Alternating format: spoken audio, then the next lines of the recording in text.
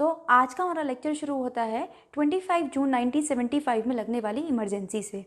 जो इमरजेंसी हमारी चली कब से कब तक, जो चली हमारी 25 जून 1975 से लेके 21 मार्च 1977 तक, यानी कि लगभग पूरे 2 साल। अब इन 2 सालों को हमारी इंडियन डेमोक्रेसी का, इंडियन फ्रीडम का डार्केस्ट पीरियड कहा जाता है। क्यों?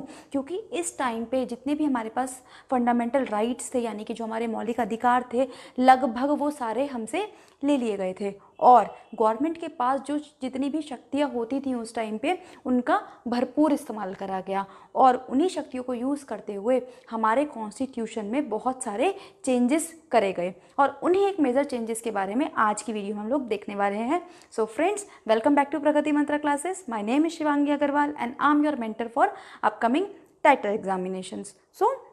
अब देखो, हमने अभी प्रीवियस लेक्चर्स में देखा अपने फंडामेंटल राइट के बारे में, यानी मौलिक अधिकारों के बारे में।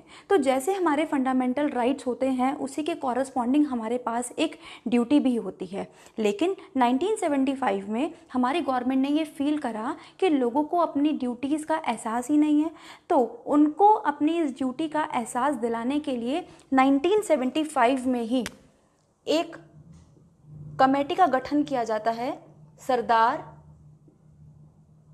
स्वरण सिंह कमेटी। ठीक, अब इस कमेटी से क्या बोला जाता है? इस कमेटी से ये चीज़ें बोली जाती हैं कि आप ऐसे कुछ रूल्स बनाइए ताकि इंडियन जो सिटीजन्स हैं उन्हें अपनी रिस्पॉन्सिबिलिटी का एहसास हो सके। क्योंकि अब ऐसा क्यों हुआ था? क्योंकि जब हमारा कॉन्स्टिट्यूशन अप्लाई हुआ था, जब हमारा कॉन्स्टिट्यूशन बना था, तो केवल और केवल उसमें फंडामेंटल राइट्स तो हमें दिए गए, लेकिन फंडामेंटल ड्यूटीज़ जैसा, यानी कि मौलिक जो हमारे कर्तव्य हैं, उनके जैसा कोई प्रावधान हमें दिया ही नहीं गया था। तो इन सब चीज़ों को याद दिलाने के लिए ये कमेटी बनाई गई। अब इस कमेटी ने दी अपनी रिकमेंडेशंस और गवर्नमेंट ने उन रिकमेंडेशंस को कर लिया एक्सेप्ट।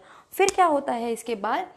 फिर 42nd अमेंडमेंट के तहत, यानी कि जो हमारा 42वां संशोधन था, जिसको हमने एक नाम से और देखा था, क्या बोला था हमने इसको बोला था मिनी कॉन्स्टिट्यूशन, यानी कि छोटा संविधान। क्यों बोला था? क्योंकि इसमें बहुत सारे मेजर चेंजेस करे गए थे। उन्हीं मेजर चेंजेस में से एक बहुत इंपॉर्टेंट चेंज हमारे कॉन्स्टिट्यूशन में आया और एक चैप्टर हमारे कॉन्स्टिट्यूशन में ऐड करा गया, जिसका नाम रखा हमने चैप्टर 4A। ठीक, और इसके अंदर एक आर्टिकल ऐड हुआ, आर्टिकल 51A, और इसी के अंदर हमारे क्या है? इसी के अंदर आए हमारे फंडामेंटल ड्यूटीज, यानी कि हमारे मौलिक कर्तव्य।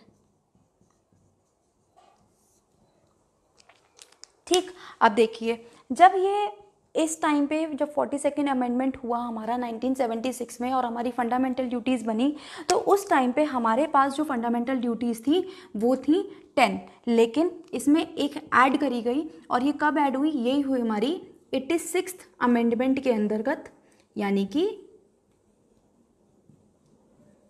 जो हमारा 46वां संशोधन था 2002 में। और अब हमारे पास कितने हैं at present fundamental duties? At present हमारे पास बन जाती हैं 11 ड्यूटीज़। लेकिन फंडामेंटल ड्यूटीज़ के बारे में एक चीज़ हमें बहुत इंपॉर्टेंट याद रखनी है कि ये केवल किस पे अप्लाई होती हैं? ये केवल अप्लाई होती हैं हमारे इंडियन सिटीजन्स पर,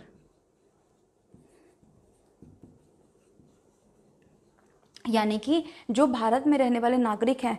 फंडामेंटल ड्यूटीज़ यानी कि जो मौलिक कर्तव्य हैं वो केवल भारत के नागरिकों के लिए हैं, जबकि जो हमारी फंडामेंटल राइट्स हैं वो भारत के नागरिकों के लिए तो हैं ही, बाकी कुछ और भी ऐसे केसेस हैं जहाँ पे हम उनको अप्लाई कर सकते हैं। अब देखिए, जो इसके बारे में एक और बात आपको याद रखनी है कि ये भी है हमारे नॉन एनफोर्सेबल।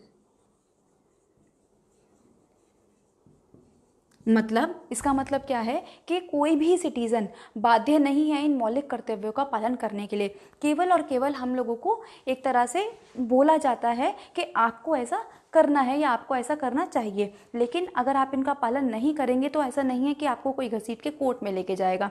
जैसा कि हम लोगों ने देखा था अपने मौलिक अधिकारों के केस में कि अगर कोई हमारे मौलिक अधिकारों को हमसे छीनता है या किसी केस में उनका हनन होता है तो हम कोर्ट में जा सकते हैं, लेकिन इस केस में हम कोर्ट में नहीं जा सकते। तो ये था हमारा फंडामेंटल राइट्स का पूरा ओवरव्यू। अब आपको यहाँ पे दो चीज़ें बहुत इंपॉर्टेंट याद रखनी है। एक तो कि ये जो फंडामेंटल ड्यूटीज़ थी हमारी किसके रिकमेंडेशंस पर बनी, ये बनी हमारी सरदार स्वरण सिंह कमेटी के रिकमेंडेशन पर। कब बनी? ये बनी हमारी 42nd अमेंडमेंट के अंतर्गत, यानी कि जो हमारा 42वां संशोधन था उसके अंतर्गत इनको कॉन्स्टिट्यूशन के अंदर अप्लाई करा गया। फिर ये हमें कौन से पार्ट में देखने को मिलती हैं? ये हमें देखने को मिलती हैं पार्ट 4A में, और जो आर्टिकल है इसका वो है हमारा आर्टिकल नंबर 51A, और वहाँ पे ए से लेके के तक हमें ये सारी ड्यूटीज़ देखने को मिलती हैं। अब हम देखेंगे कि इन ड्यूटीज़ के बारे में आखिर हमें क्या क्या बताया गया है। तो अभी हमारे मौलिक कर्तव्य हमसे क्या कहते हैं? ये हमसे कहते हैं कि हमें अपने संविधान का पालन करना है, उन आदर्श संस्थाओं का पालन करना है, जो हमारा राष्ट्रीय ध्वज है, राष्ट्रीय गान है, उनका आदर करना है। प्लस और क्या क्या चीज़ें बताता है कि हमें अहिंसा का पालन करना है। दूसरा ये हमें ये बताता है कि जो भी हमारी ऐतिहासिक इमारतें हैं उनको हमें साफ़ सुथरा रखना है, उन्हें हमें गंदा नहीं करना है, ठीक। और हमें क्या रखना है? हमें भ्रातृत्व की जो भावना होती है, यानी कि जो ब्रदरहुड की फीलिंग होती है, उसको बना के रखना है। फिर और क्या बताता है कि अगर राष्ट्र को हमारी कभी भी, यानी कि हमारे देश को अगर हमारी कभी भी ज़रूरत पड़ेगी, हमारी सेवा की ज़रूरत पड़ेगी, उसकी सुरक्षा के लिए ज़रूरत पड़ेगी, तो हम उसके लिए तत्पर रहेंगे। ये सब चीज़ें हमारे इन मौलिक कर्तव्यों में दी गई हैं। लेकिन जो एक सबसे इम्पॉर्टेंट मौलिक कर्तव्य है, जो ये लास्ट में ऐड हुआ था 86th अमेंडमेंट के बाद, ये हमें क्या बताता है?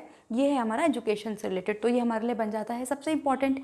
ये कहता है कि जो भी पेरेंट्स हैं जिनके बच्चे 6 से 14 साल के हैं, वो जिस भी तरीके से, जितने भी सक्षम हैं, वो उन बच्चों को शिक्षा दिलाएंगे, ठीक। तो ये बताया गया हमें कौन सा अमेंडमेंट में? ये हमारा ऐड करा गया था 86 अमेंडमेंट के बाद, यानी कि 2002 के बाद। तो ये थे हमारे फंडामेंटल ड्यूटीज़, ठीक। और जो इसमें 2-3 पॉइंट्स आपको मेन याद रखने हैं, जहाँ से क्वेश्चन बनने के चांसेस सबसे ज़्यादा हैं, वो आप ध्यान रखिएगा। तो आई होप आपको ये लेक्चर समझ में आया होगा, आपको ये समझ में आया होगा आज कि आखिर फंडामेंटल ड्यूटीज़ की ज़रूरत क्यों पड़ी हमारे कॉन्स्टिट्यूशन में ऐड करने की, और किस तरीके से इनका ऐड हुई है हमारे संविधान में।